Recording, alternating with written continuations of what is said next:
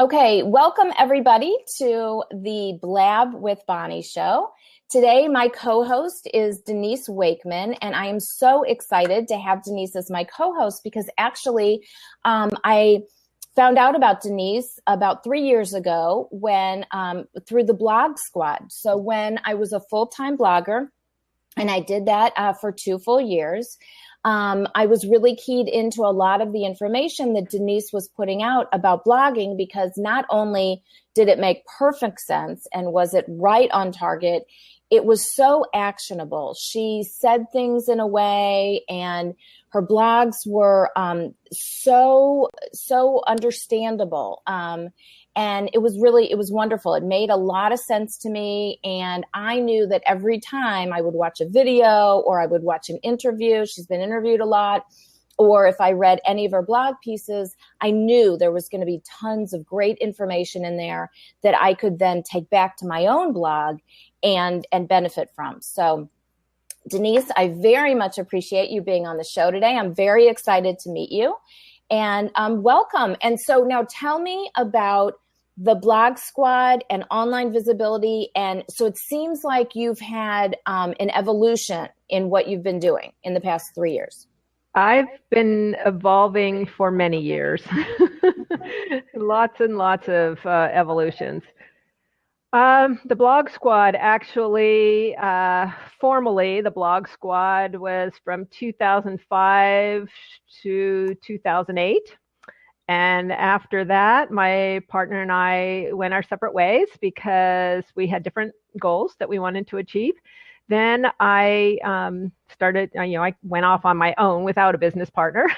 And I still retain the company name, the Blog Squad. But I was really lucky that I kind of discovered and hopped onto blogging in 2004 when it was really kind of on the leading edge of when people were starting to look at blogs as a marketing tool and as a way for small businesses to, start publishing content without having to have a web designer, without having to spend thousands of dollars. So that's always been at the core of my message, that it's a really important piece of your online visibility toolbox. That's your online real estate. That's really where everything needs to start, in my opinion. Regardless of what type of blogging platform you're using, that's where it needs to start.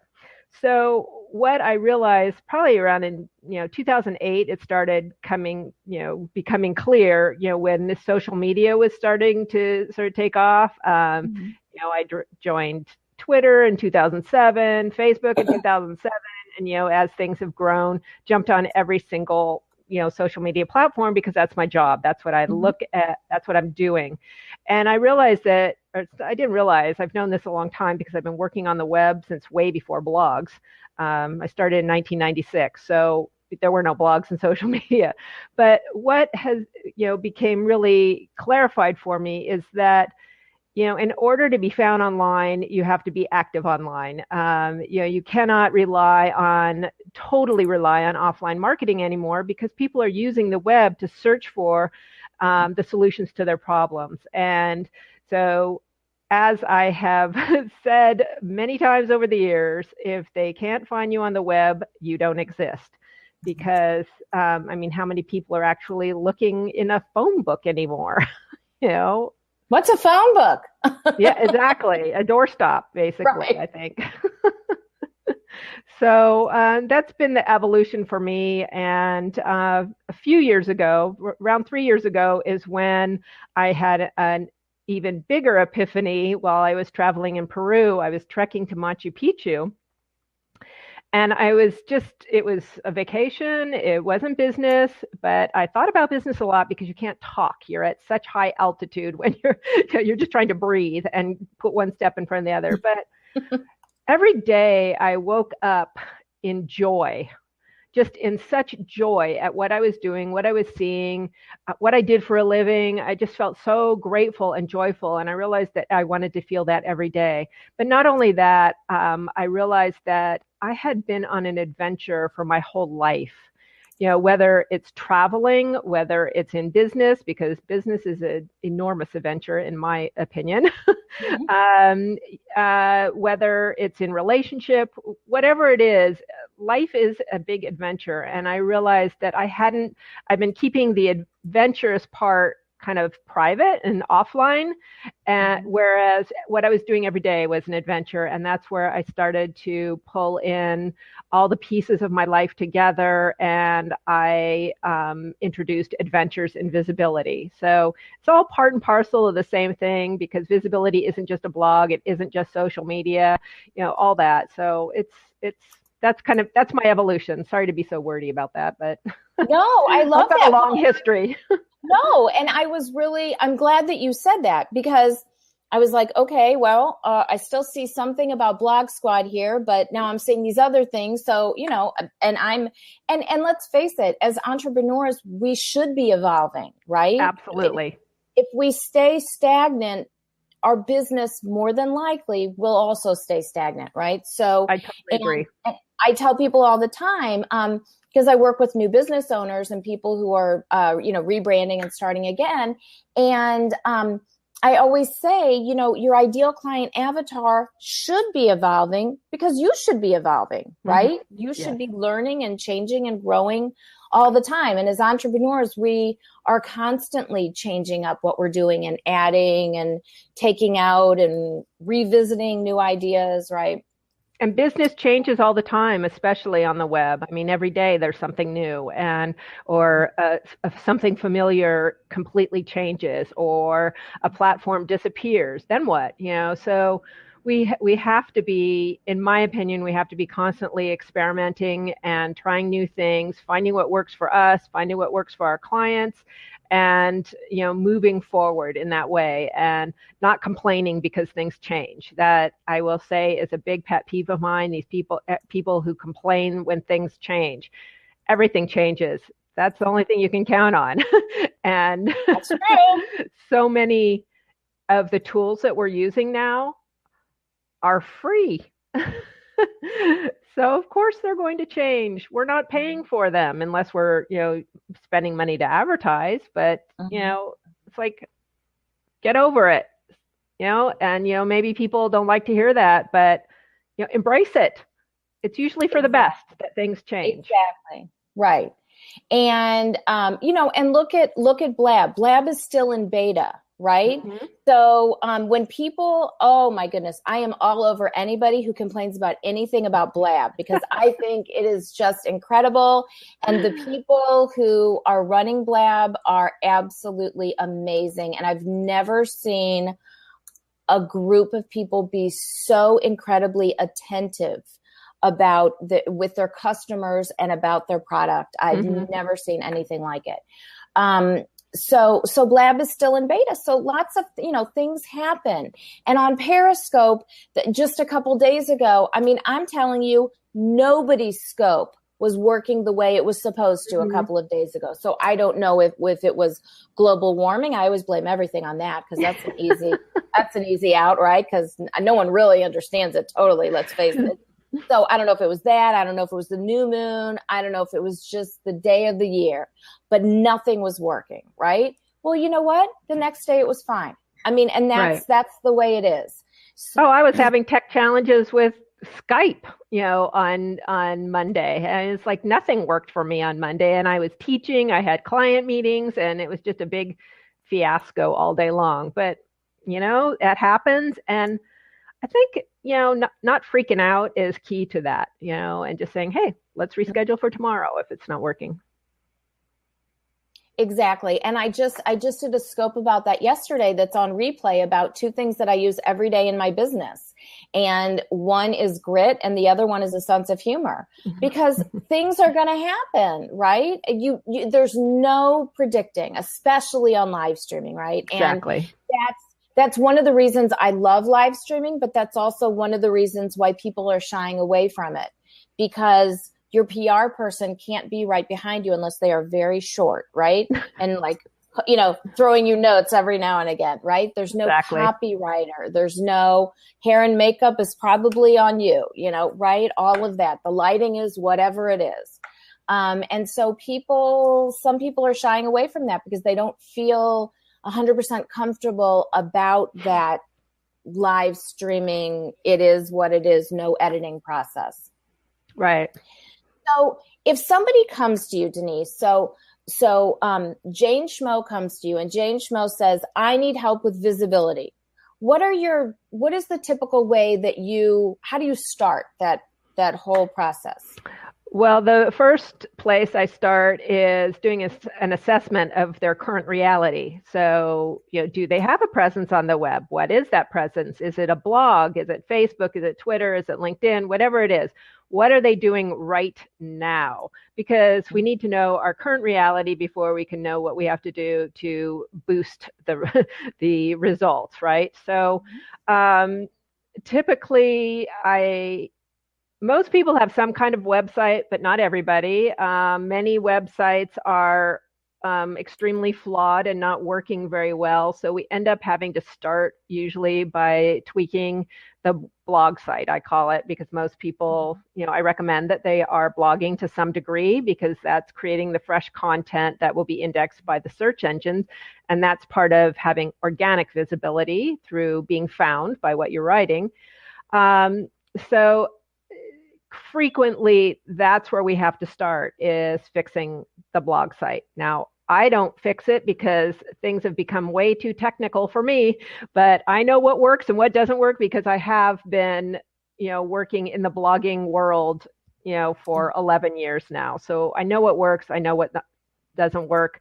And I will usually make recommendations about how to optimize that blog site so that the client is getting better results. I make sure that there's some kind of way for people to join the client's mailing list. Many people don't have any email list. This is something I started doing in 1997, and it's still interesting to note that a lot of people don't implement that right away, and that's really one of those first things to implement along with your site. So we look at that, and if nobody's signing up to their list, if they have a list and nobody's signing up, why aren't they? What is the problem there? So we start there because those are really the foundational pieces, and then we look at the social networks and what needs to happen to optimize them. So that's really the beginning part of creating the foundation. Okay. And now Majine had a question. She said, so did Denise say that you must have a blog? Because Majine knows that I say, and literally this is a quote, if you don't want to blog, I give you permission not to blog. I tell people not to blog if they don't write well. And what I say is, dear God, don't blog if you're not a good writer, please. I say, if you don't know anything about SEO and you're not willing to invest in somebody helping you boost your SEO, and you want to rely on that, then don't blog. I blog. I don't blog. I try to blog once a week, but now since live streaming, everything is thrown out the window. So I have to redo everything. But I also don't rely on my SEO. I've never really 100% relied on my SEO. Even when I was a full-time blogger, I knew that I didn't have as strong of SEO as I wanted to, or as I should have, I should say. So that's why she's asking that, because I tell people that they don't have to blog. So now let's talk about that. Okay. What if somebody doesn't know whether or not they should be blogging, right? So talk about that. Why should they? Why should they not? Why should everybody? Okay, well, I generally recommend that people do have some sort of blog, because that is where the content lives on your own real estate. And by creating fresh content on some schedule, whether it's 5 days a week or once a week or twice a month, whatever it is, that is creating the opportunity for more people to find you through the search engines, and SEO, I'm not an SEO expert. There are SEO people in the audience. And so I'm not even going to really go there, other than the fact that SEO also includes, or you can combine SEO with your social social search. You also want to establish yourself as an authority in your topic. And I do not recommend relying solely on social networks because they come and go, and you can be shut down. You can lose all of your content. You can lose all of your followers. It's to me, you are investing in your business. You're investing in people finding you and learning who you are and building your credibility and authority by publishing content on your own site. Mm-hmm.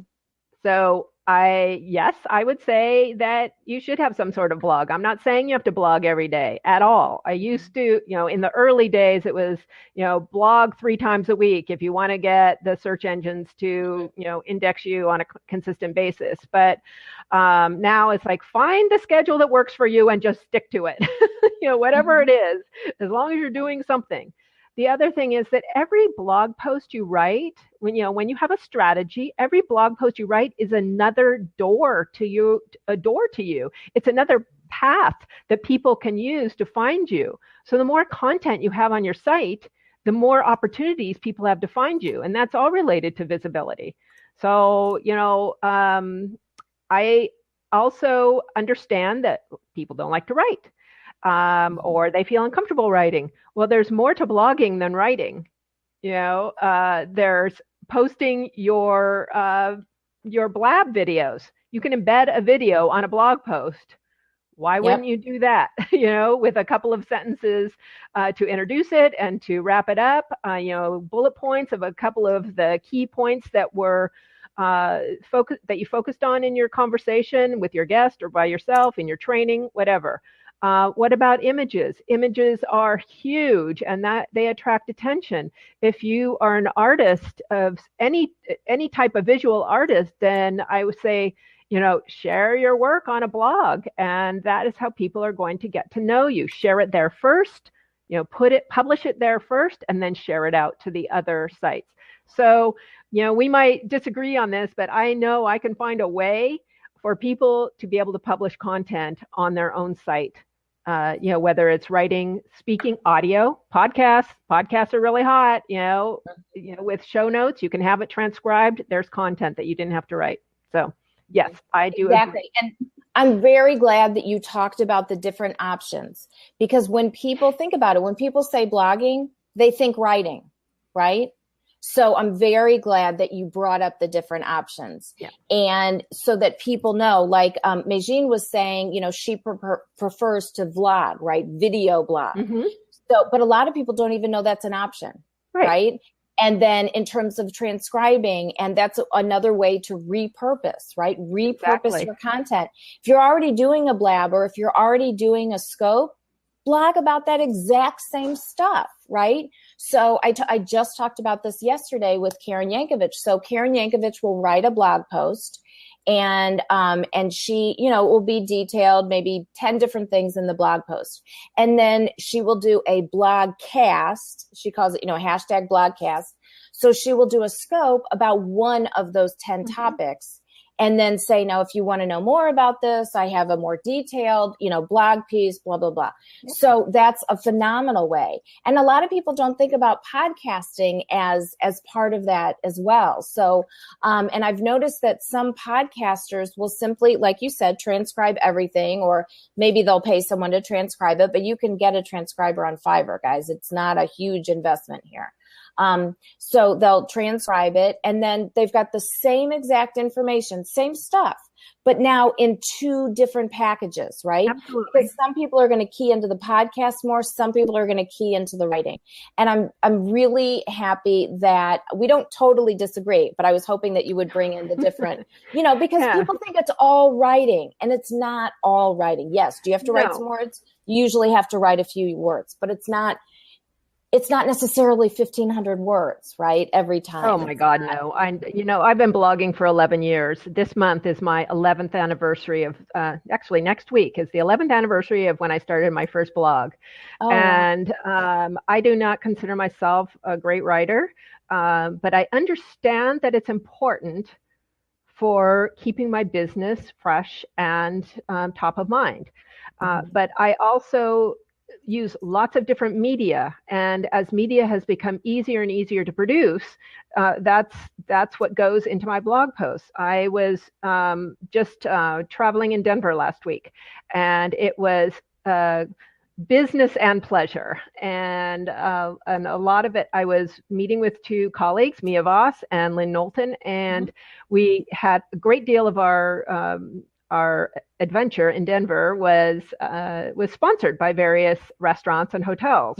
And in exchange, we would write about our experiences and tag them, etc. So what that created was a ton of content, and on Instagram, on Twitter, on Blab, on the blog posts, and that we've been using that in all kinds of different formats to tell our story. And anyone can do this. Anyone can do this. So in my blog post, it's basically I have images that I created on Canva, collages. I embedded an Instagram post. I have a video. I have links to other videos. So there's a lot of ways to tell the story, and so that's what I recommend people do, and publish that story on your own property first. And it is all about storytelling, right? It is all about storytelling. And so how do you want to tell your story? And there's loads of different ways to do that.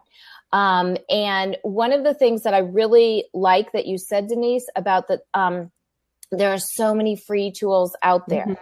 And I love that, because one of the things when I tell you that I resonated with you and that you write in everyday language that people can understand and it's very actionable, I truly mean that. And if I thought that you were just fine, you wouldn't be sitting there. Let me just put it that way, right? I would just be like, oh yeah, she's a very nice person, it seems, and just kind of leave it like that, right? No. Well, I hope you think I'm a nice person too. Yes, I do. Yes, absolutely.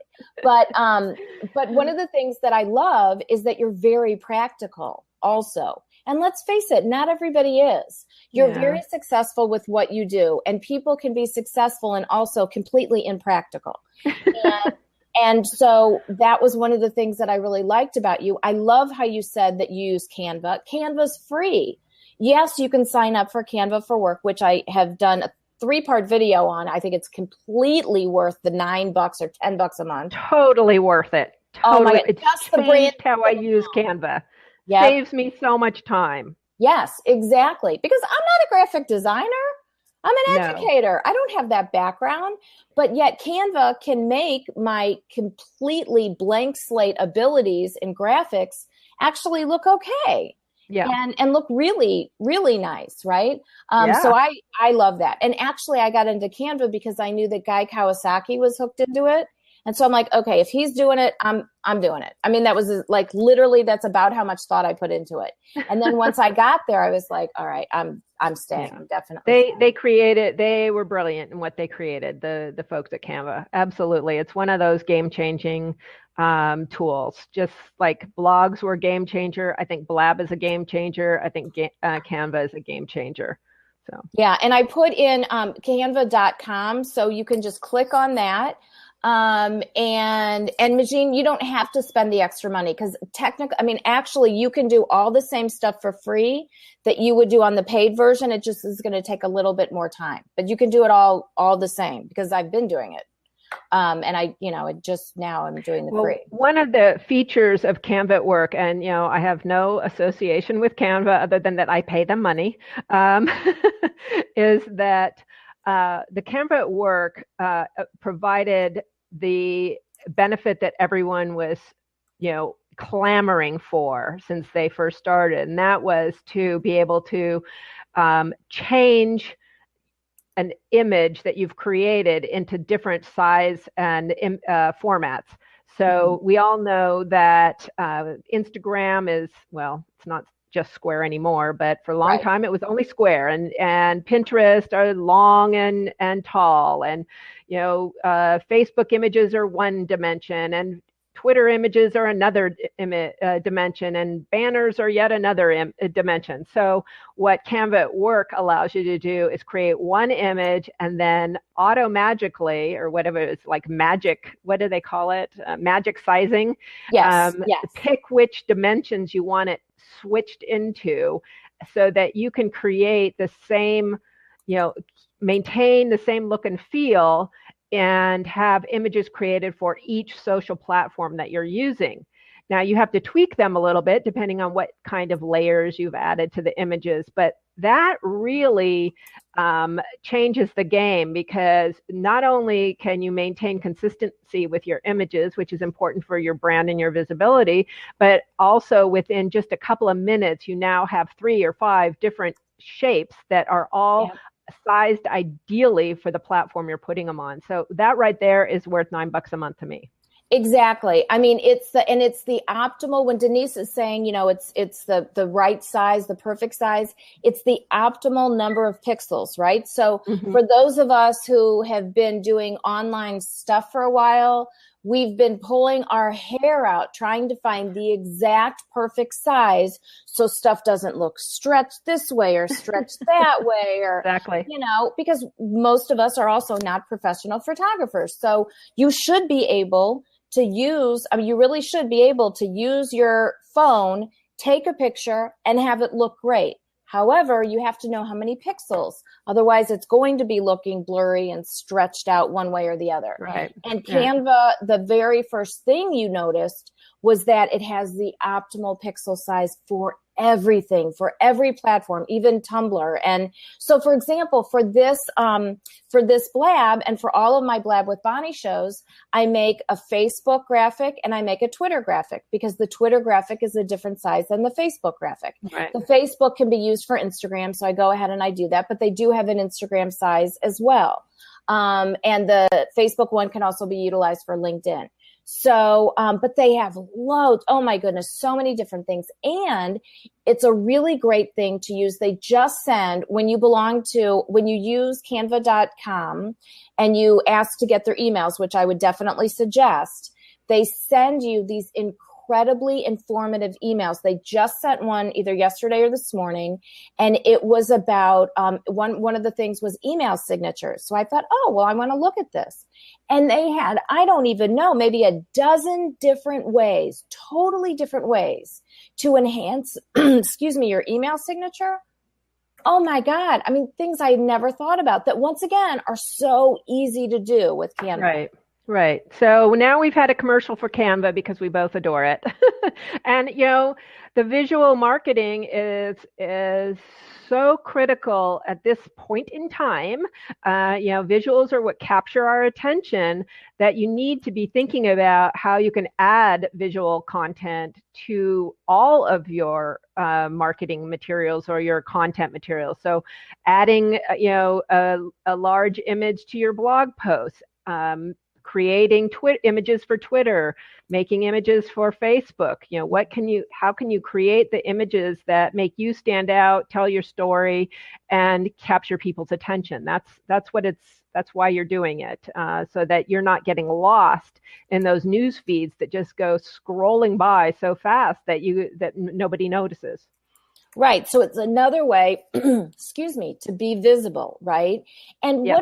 if somebody writes a traditional blog post, do you recommend a certain number of images per blog post? Do you recommend a minimum? No, I don't. Well, a minimum of one. I would say at least one large scale image. I usually create my blog post images for Twitter, so that when people tweet it, it's the most common, like it fits into the most formats, let's say. It works on Facebook. It's not perfect, but it works on Facebook. It works on Twitter. It works on Google+. So that's what I create, a Twitter size image. And it's like 1,000, it's 500 pixels tall by 1,000 something, 26 or something. 1024 wide. So it's a large image. And if you have losing the word I want for the type of blog, where somebody help me out. Manna, help me out. It resizes things automatically.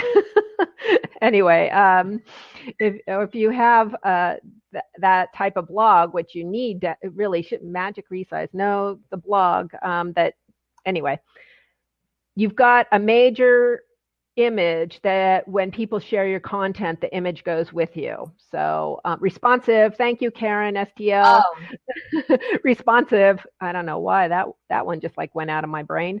But if you have a responsive website, then it's going to, make sure that the image fits right in the width of your blog post, but it also makes sure that you have something that's easy to share, because you don't want people to share your blog post and have, some little thumbnail. You want a big, gigantic picture that's going to jump out at people. Mm-hmm. So that's the minimum that I would recommend.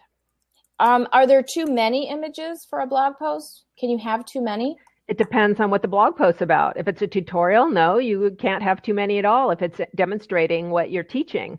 If they have no purpose whatsoever, then you might have too many. But make sure that there's a purpose to each image. People do like to see images. It helps them understand what you're talking about if it adequately illustrates what you're trying to say. I did read, I can't remember who said it, but I can't remember what blog. I read so much content. So I apologize to whoever said this, but I read somewhere that somebody said you should have an image for every 300 words. Well, do what you will with that information. Right. I don't do that, but I try to make sure that whatever needs illustrating can be illustrated. Whether it's a screenshot, whether it's a quote, whether it's an image, whether it's a video, whatever it is. And Karen STL said it makes it more scannable when you break up the text with images, and I definitely agree with that. And you can do that with other ways as well. True. And when I see a blog post, if it's all text, I tend to not gravitate toward those. And right. It might be the most informative, most wonderful piece. Yeah, it's hard to read. But right, I'm going to be gravitating towards the ones where the text is broken up. And right. And like Robin said, with bullet points too. Bullet points are awesome. Yeah, bullet points, subheads, indenting. You can use click to tweet to create a clickable tweet. That's like an image too, but it has interactivity with it. Bold, putting stuff in bold, quotations. There's a lot of ways to break up the content, and images are important as well. Now, is there anything that you tell people not to do because it might hurt their visibility? When people come to you and they're like, help. I don't think people should be negative too much. No, people don't like negative Nellies. You can be controversial and take a stand for what you believe in, but harassing or name calling or being super negative will drive people away pretty much, especially on social media. People like, happy. Now, it doesn't mean you have to be dishonest about how you're feeling, whatever. I think you can you can take a stand for your beliefs without being mean and nasty and negative.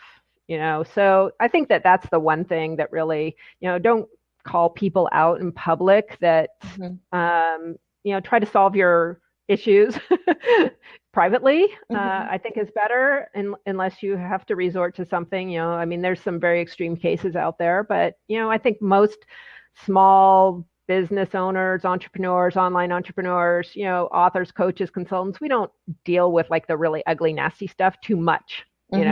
Occasionally it might happen, but it's more celebrities and big names that get the really ugly stuff happening. So I would just try to stay positive, treat people the way you would want to be treated, that old golden rule. Right. So.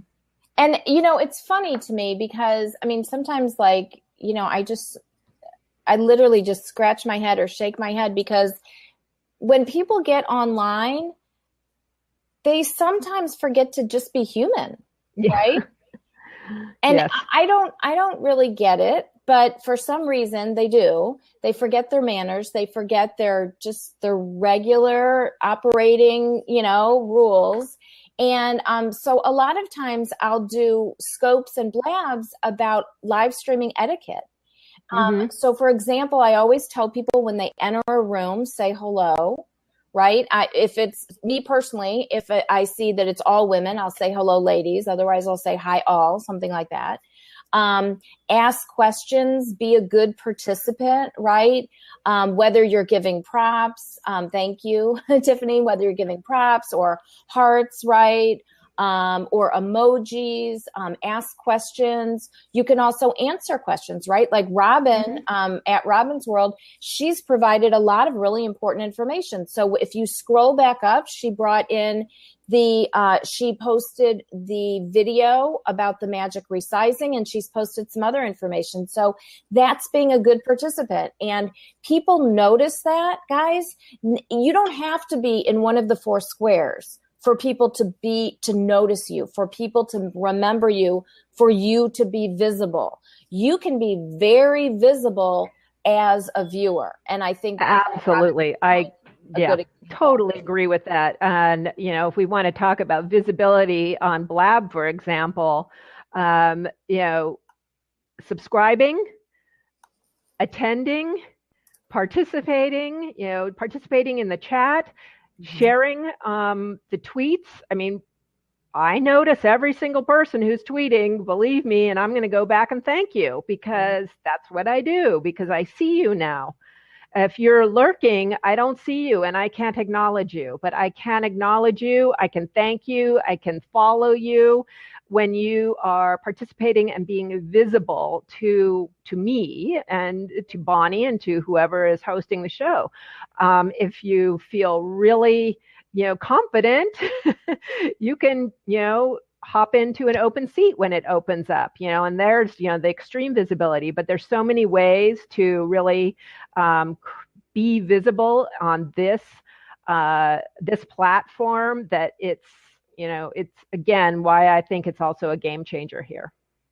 Okay, so we have one question from Kim, and then people can also hop in. Kim has the question, I have the fear of running out of things to blog about, which I know is crazy. No, Kim, it's not crazy at all. Everybody says it. Can you talk about using angles to come up with different content? It's a great question. Kim, sorry. I got the K. Sorry about that, Kim. Kim. This is a concern among most people who blog, like I'm going to run out of things to blog about. And I have to say, I don't think that's possible. You are an expert in your niche. You are an authority in your niche. So what are all the things that happen in that space? What's happening in your industry? What's happening with your clients?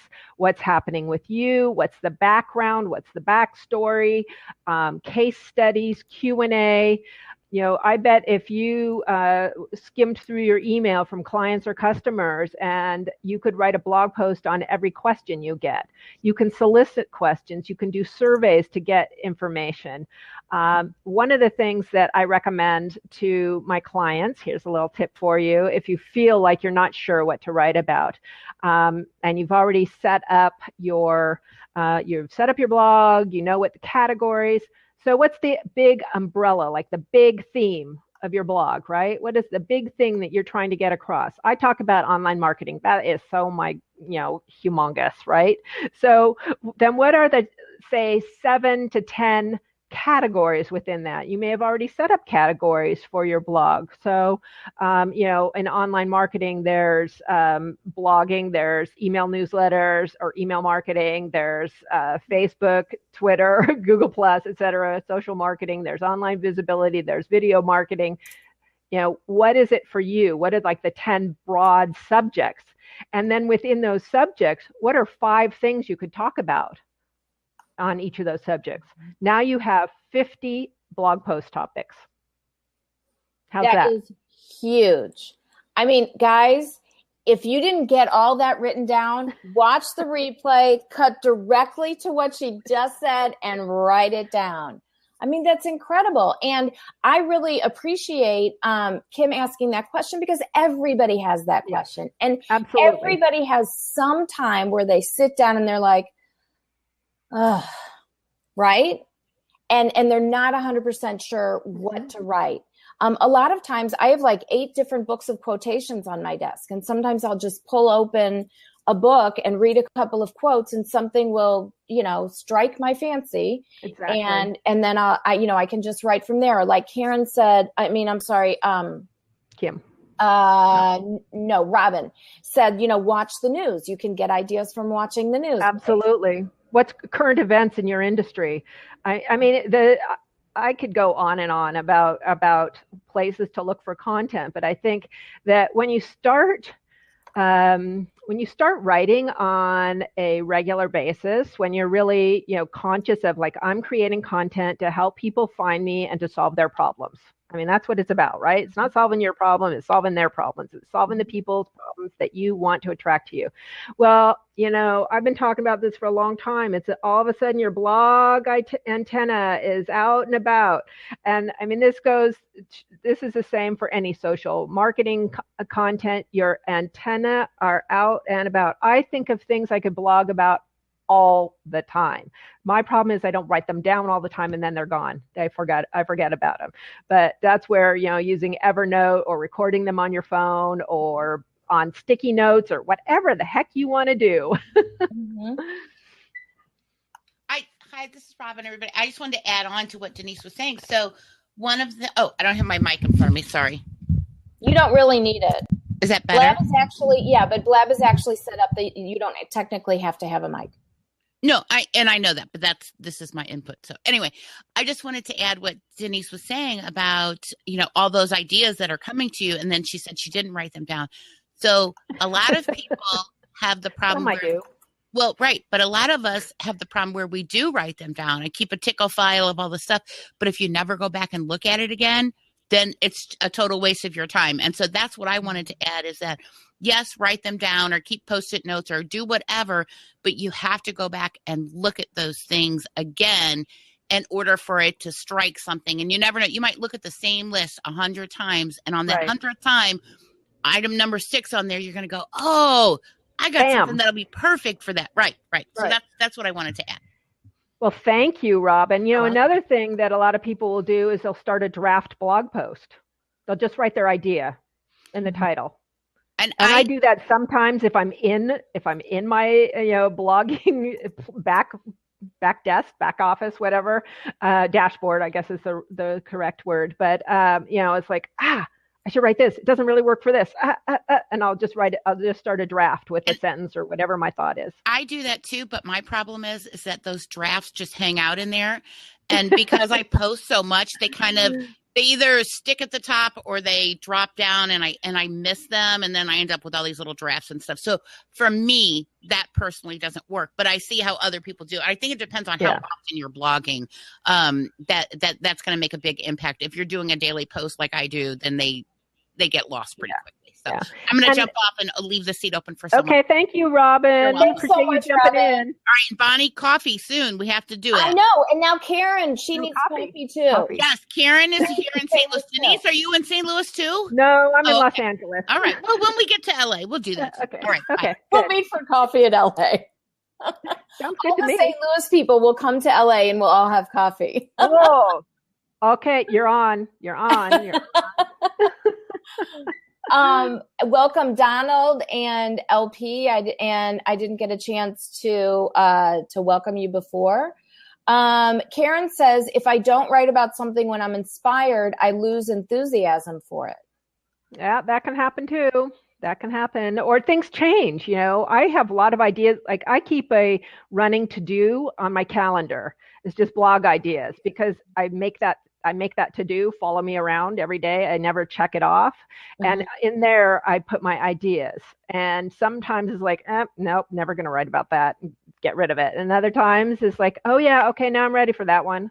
So however works for you. I mean, just find the system that works for you. That's the main idea. Because that blog post helps with your visibility, because once you've got that blog post, you can start sharing it all over the place, and that's how you stay on top of people's minds. Top of mind, I should say. Hi, Steve. Hello, Denise. Hello, Bonnie. Hi, welcome. Hello, Hi, Mohammed. Mohammed. Good. Nice to see you. Steve, you go first. Oh, thank you, sir.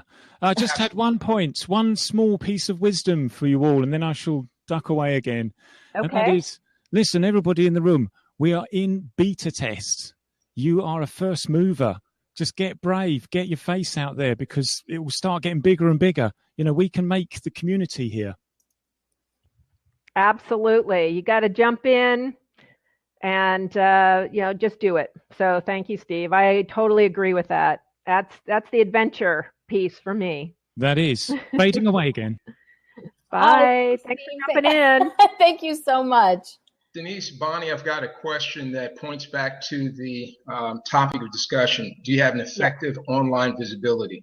And so the question is related to how do we merge all of these different platforms so that we have a bigger reach and a bigger presence, specifically Facebook pages. For a while, we were able to have organic reach on Facebook with our pages. And for those of us who are developing projects or a business where we're looking to monetize our brand on Facebook pages, it's come to the point where your reach on Facebook has come down to a trickle unless you're paying for Facebook advertising. So here's the question. Had you considered how we can use Blab as a platform to build a bigger presence on our Facebook page, or to get more reach from the pages that we've invested in on Facebook? Just a question. Blab. So kind of using Blab to build your Facebook reach. Or is that even a consideration? Should we use Blab as a separate platform, or can we use any of these platforms to help build the organic reach and our presence, our visibility on Facebook? We've developed a space on Facebook, right? And we've invested in that space. But, now, unless you're putting advertising dollars there, your organic reach is small. So I understand. Fantastic. Yep. From my perspective, how I approach it is that I cross promote all my social platforms. So I might post something on LinkedIn that directs people back to my Facebook page. Okay. I might do a call to action in a Blab and say, for more great content that I curate on my Facebook page, join me at facebook.com/adventures in visibility. Okay. So, because that's where I'm going to be sharing other content that's related to my content, for example. So I am a strong believer in cross promotion, because there is no way on earth that anybody who's following you on every single platform is ever going to see every single thing you post. Now, some people are avid fans and they will see it, and they're going to be happy they see it, because they love you. But it's a good way to cross promote. Right. As far as organic reach, we can't really do a heck of a lot about what the algorithms that Facebook puts out there. But I do believe in growing your Facebook page presence and audience, because that is when you are ready to invest in advertising, you're going to want to have those people. I mean, you're going to be able to want to connect with those people through the advertising. You can't advertise on your personal profile. So isn't putting your Blab sessions, promoting those on your Facebook page, a wonderful way to have your audience engage with you and come to know you personally? Absolutely. I post everything everywhere personally. Thank you so much, you guys. Rocket session. I'm so happy, Bonnie, that you decided to record this. Thank you so much. Oh, you are very welcome. Thank you, Mohammed. Okay, so I had a thought, and it's again on what Denise said. You were on. Wait, I was like, that was too short. Well, you know what? I'm trying to figure out, with Blab, because I love it so much. I'm trying to figure out when I need to step in and step out like this, or when I just need to stay on the screen. And so the reason I decided for today on this particular show, so it's Bonnie's Blab, and it's with Denise. and that's the title. And so rather than me staying on the screen, I try to stay off screen. But if I have something really that I'm in my brain, I go like this, I want to jump back on, and that's what I do. So, Well, I'm telling you right now, you are welcome anytime. I do this every Wednesday. So you always have stuff to add. The thing is, it's up to the host to decide if they want to bring you on or not. So you can request to be on the blab, and if the host says, "Oh, this Robin, man, she's always, hijacking my blabs, and she's always going off topic," and I try really not hard not to. I have not been. I don't think you do. I highly doubt that you do that. But so I wanted to add on to what you were talking about as far as cross promotion and posting on all these different networks, because not all of your followers are in one place, and so we have to do that. And I do that too, and I agree. One of the things that I see people do, and I am guilty of this on occasion, and I try not to, is that we tend to still interact more on a couple of those platforms, but then we have a few that we end up being broadcast only, and it works in a few places, but generally not. And I think that you don't get that reach. So I think it's important that we all, if you're going to share out to your Facebook page, your fan page, Twitter, Blab, LinkedIn, wherever, all these different places, Instagram, that don't just post and run that content, that you need to make sure that you at least spend a few minutes on a regular basis interacting on those individual channels that they may not be your most favorite thing, but it's going to help reach that audience even more and see that you're not just being a broadcaster. And like I said, I am guilty of doing that myself on occasion. And I try to go, "Oh, Robin, don't do that." Because I tell people not to do it all the time. So that's one of the things that I wanted to add on there, that I am big on cross promoting as well. And to mix it up a little bit too, this is another thing that I am guilty of myself. You take the same exact same wording of the content and place it everywhere. It's easy to buffer things out, and, it's all the same, copy and paste.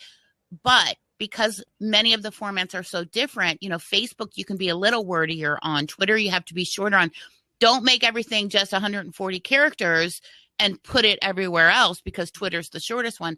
Take the time and write a different sentence when you're cross promoting it in different places, or add a different image, or use the things like Canva. Was that in this? Yeah, we were talking about Canva here, and magic resize those so you get the right shape and stuff. I just started doing that. So you have to, yes, cross promote, but be mindful that you don't want to become that broadcaster person either that we all hate. So that was my points to add on there for everybody. And again, I'm guilty of those things myself. I'm working on it, do as I say, not as I do kind of thing. Right. So that's what I had to say. Well, we all sometimes have that, where we're short of time and we want to get something out. Yep. But, you're absolutely right. You should at least check in to wherever you're posting to see if people are commenting, sharing, etc., and have that conversation. Not every single person requires acknowledgement, but you can like when they've shared it. You can say thanks for sharing. You can, whatever it is. So I agree with you there. The other thing is that, as you said, every platform has different has a different culture, let's say. So it's also a thing with hashtags, is you don't want to, put 30 hashtags on Instagram, which is cool, and then have all 30 go onto Facebook. Not cool. And I just started doing that and learned my lesson quickly, because I started using, and Karen and I had a conversation about this. I started using a little app called Tags for Likes. And I edit them, and it's got a bunch of pre-written tags that are very popular and stuff. And what I saw when I started using it is I immediately tripled the amount of likes I got on posts that I was using it on. And I edit it. I don't use all of them that they give you. But if I put it in the original Instagram, then I automatically do send out my Instagram to Twitter and to Facebook. Then they get it all, and I get comments, especially on Facebook. Man, that's a lot of hashtags. All right, people. Yeah, you don't want to do that. Right, and so you're better off going in and either editing your original Instagram after it's gone out to your other streams, or adding it as a comment. I think it's more effective as far as SEO and search kind of things if you edit your original one. But I'm still kind of testing that a little bit. So, all right, I'm jumping off. Great points. Thank you, Robin. No, really, that's a really good point. And, like I just put, first of all, I want to thank everybody who's here and everybody who has participated in the chat. I do this every Wednesday, and I'm on Blab a lot besides every Wednesday. And I have never had a chat that has been so incredibly engaged and informative and full. I think I've starred almost everybody's comment. They're incredible. So if you haven't gone through, read through the chat. And the thing with Blab is you can go back up and scroll up and down as much as you need to. I know. I wanted to be focused on the conversation, so I haven't been participating in the chat because I'm not good at doing that. So no, and that's okay. I'll be going in afterwards. And I go ahead and I do that. I'm very crazy. I mean, I do that for other people's. I go into other. They know. I'll go into their Blabs and do that too, because I know how it is to go into a Blab and not be recognized at all, and I hate that feeling. So I don't want someone to feel like that in mine. So I very much appreciate that. Also, guys, if you haven't yet followed people, you can click straight across the top. There's many different ways to follow here. So you can click straight across the top where all the little profile photos are and just click follow, follow, follow, follow. You won't lose your place in the Blab. You'll still hear everything. Also, you'll see somebody's profile. If you want to follow them on Twitter, click on the little bird. It'll open up a new window. Once again, you won't lose your place on the Blab. And so there's 21 people in here right now. And Denise, there's been 86 through the room. So when you watch the replay and all that, if you click on the 86, then you could see all of those people as well. Yep. So that is also very helpful. Denise, is there, in talking about visibility, is there any social media platform that as of today, right now, if somebody came to you, that you would say, you know what, don't even bother with that? That would depend on their, excuse me, that would depend on their business and their audience. So, that's a very individual thing. If they're not doing any business to business, let's say, then I might say, I don't worry about LinkedIn right now. But, it's really gonna depend. A lot of people don't like Instagram. It's like they don't understand it. They don't get it. And it's like, that's cool. Whatever. Don't use it right now. Some people, like I was working with a client and he just was so anti all social media. And I was like, dude, you didn't really say it that way, but that's what I was thinking. Dude, you got to do something, and he's a photographer. So I talked to him about Instagram, using that as an example again, and he's like, I could do that one. I'm not going to go on Facebook, and I'm not going to go on Twitter. I'm not going to do anything. And you know what? That was the right solution for him, because he's a world-renowned photographer, and that's a great place for photography. So, right. It's so personal that I'm not going to say no one should be on this,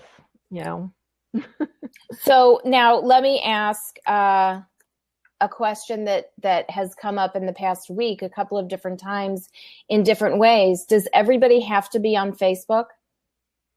Oh, boy. Now, you knew that was going to come up at some point. Everybody wants to be on Facebook, that's for sure. I have a couple people who refuse, but I have a love-hate relationship with Facebook personally. But there are over 1 billion people using Facebook around the world. It's the largest social network. There's a very good chance that some part of your niche audience is on Facebook. And whether you like it or not, that's one of the best ways to reach people. I have found that more and more of my colleagues are moving back over to Facebook. More of my clients are moving back over to Facebook. I'm using it more. I'm on Facebook every day. And there was a time when I was like, I'm getting off of Facebook. I'm never going to use Facebook again. But that would be foolish of me. So I think that there's a good case for being on Facebook for just about everyone. And that's really good to know. That is really good information to know. And Mandy said it's kind of like going to the dentist. which I think is the most perfect analogy. Well, I love my dentist, and I don't have a problem with going to dentists. So, but I get it. I understand totally. But yeah, it's Now, not painful, but what if people know their ideal client avatar, but they don't know where they're hanging out? Well, you have to start doing some research. So, and generally, you're going to know some of those people who are like that avatar and start asking them. I always go for the low-hanging fruit. Mm-hmm. Ask that person in real life, where do you spend the most time online? Maybe it's a private, maybe it's, very niche specific. Facebook, you better be on Facebook. If it's on Twitter, a lot of people, I hate Twitter, I don't get it, whatever. But, maybe that's where their people are hanging out. Then you got to be there too. It's not about what you like. So, start by asking the people you already know. Mm-hmm. That's the best place. Then you can start, going into those places and looking, or do searches too. What are some of the characteristics of that avatar? So go onto LinkedIn and do a search, using those keywords. And does anybody come up? If not, well, that's probably not your platform. And Mandy said that Facebook owns Instagram. Yes. Does Facebook own? Okay, so I didn't realize that. So they Facebook bought it owns a couple Instagram, years ago. Yeah. Okay. All right. So that is good to know. And so what you said is hugely important, because a lot of people don't do their research. Mm-hmm. They'll just try a social media platform because of whatever reason, right? And so even though they might be very clear on who their ideal client is, they might be barking up the wrong tree. Right. Their ideal client's not on there at all. So It's very important to be mindful of the demographics of each platform. And, they're also I think that what often happens is that people think, well, I like this social media platform, so this is where I'm going to hang out. And so, of course, my clients are there. Well, that's not necessarily true. So, but, there's different reasons for being on different platforms. For example, I really love Google Plus. I've been, I was an early adopter. I was doing my show Adventures in Disability on Google Hangouts for over 2 years, which I've just moved them to Blab because it's easier. But what I found is that I didn't have my ideal client wasn't necessarily there, but my peers and colleagues, the people I like to learn from, because there's two different kinds of people. I was having this conversation with somebody recently. There's two different kinds of people that you want to be connected with. One is, your peers and colleagues, so because you want to keep learning and evolving and sharing and collaborating and whatever joint ventures, whatever it is that you do with your colleagues. And then there's the people who you serve. And sometimes there's an overlap there. I mean, I have certainly, invested in services and products from my colleagues and vice versa. But, you also want to be continually growing. And I think that finding the platform where you can do that as well helps. And for me, that is on Google Plus. I have more of that going on, whereas I have more client stuff going on Facebook and LinkedIn and Twitter. So that's great to know, because a lot of people say don't bother with Google Plus. Okay, that's fine. Don't. Google Plus is owned by Google. They're the biggest search engine on the planet. Why wouldn't you at least be posting your content there and following people? I mean, I find so much amazing content. I have amazing discussions with people there. Now, it might not be for you. That's cool, but fine. Right. And like Karen says, I think everyone has to post on G+. You don't have to interact there, but at least post there. Right. I mean, why not? My thing is, why not? Right? Yeah. How long does it take to throw something up there? Why wouldn't you have a profile? It's indexed. You can put links. You can put your offers. You can put your freebies. Right. You can put a lot of words, a nice big picture. Yeah. But I understand people don't want to be bothered. You know what?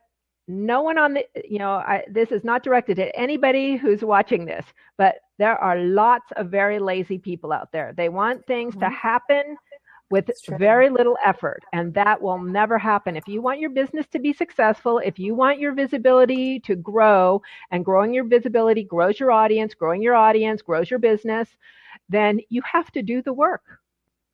I'm sorry, hate to say that, but it's true. You have to do the work. I've been doing this work for 19 years. People say, oh, but you got this and that, and you got all these big audiences. Like, yeah, I've been working on it for a really long time. And I work on it every single day. I work on it every single day. Yeah. I don't rest on anything.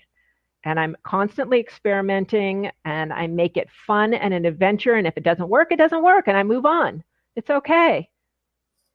So that is what I wish for all of you as well. It takes work to have a business.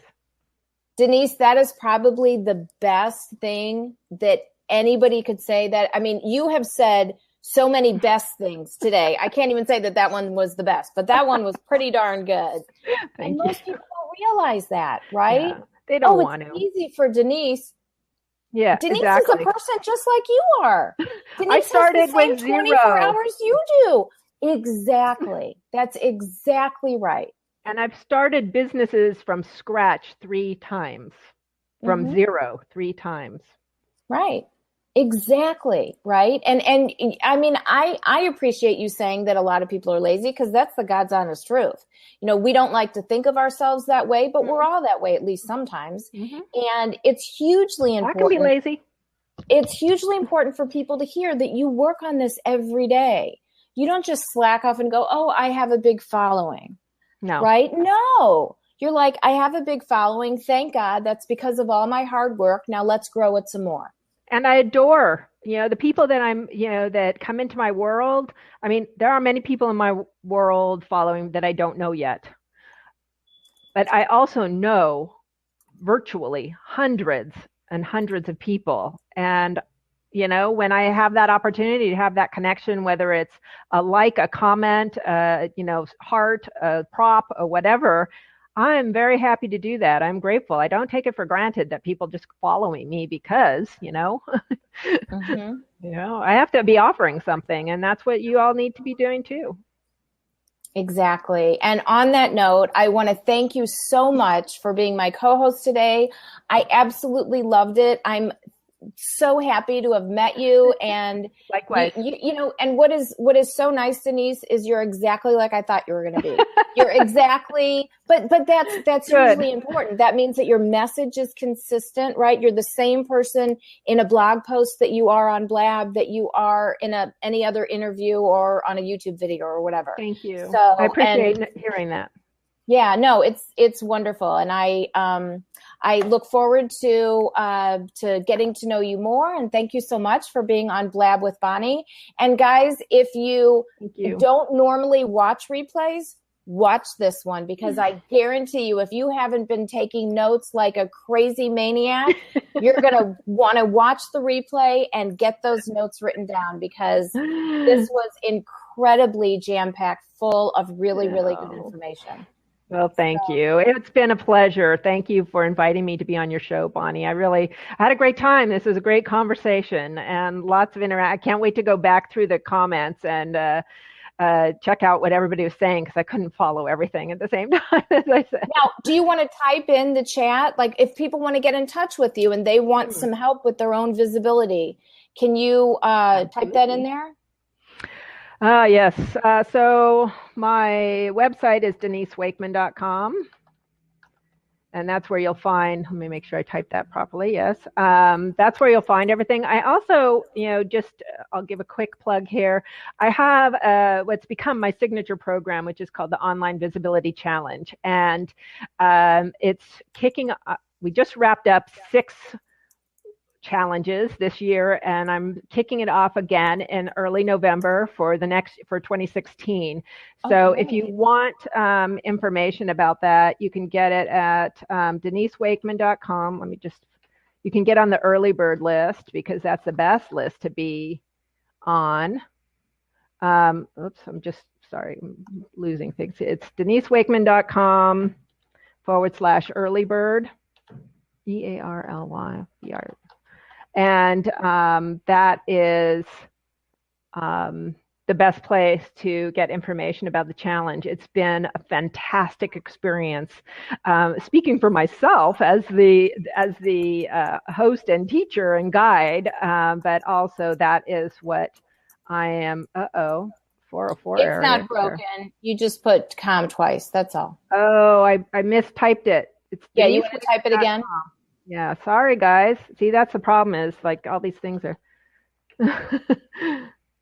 I can't. But that's see. wonderful about the early bird about getting on the challenge early, and that is super helpful. And somebody had asked about the challenge before, so I'm glad that you put that out. The early bird gives you first notice and the best possible investment. It's always the lowest investment available. So, that'll be starting up again in November, and it's just been a fabulous experience.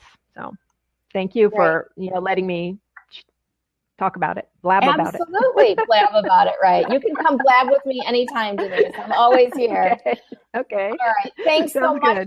Have a wonderful, wonderful Wednesday, and thanks for watching Blab with Bonnie. Thanks a lot. So much. Have a great day, guys.